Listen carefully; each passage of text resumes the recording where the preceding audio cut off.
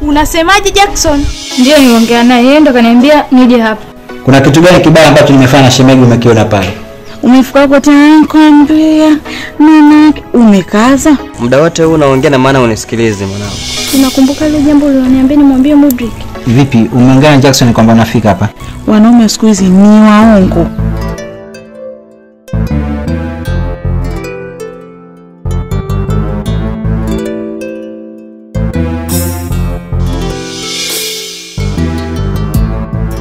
Yaani inaonekana kama hajawahi kufanya kitu chochote na mimi. Basi acha nikuache maana mimi kuna mzigo naofuatilia hapo. Mimi ndo nitalimaliza.